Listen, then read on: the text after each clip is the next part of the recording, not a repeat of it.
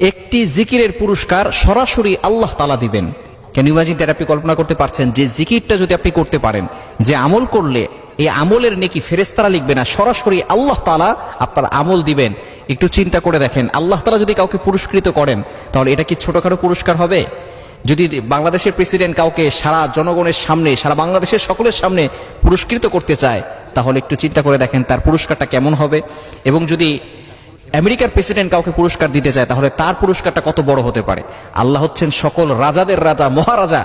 তিনি সকল মানুষকে জানিয়ে দিয়েছেন যে একটি আমল যে ব্যক্তি করবে তাকে সরাসরি আল্লাহ তাআলা নিজে পুরস্কৃত করবেন। এটা আমার কথা নয়, নবীজি সাল্লাল্লাহু আলাইহি ওয়াসাল্লাম নিজে জানিয়ে দিয়েছেন। এটা সুনানে ইবনে মাজার 3801 নম্বর হাদিসের ভিতর রয়েছে। খুবই চমৎকার একটি দোয়া। এই দোয়া আল্লাহ তাআলার প্রশংসা রয়েছে।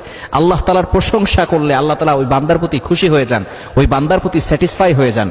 যখন কোনো ব্যক্তি আল্লাহকে ভালোবেসে, আল্লাহকে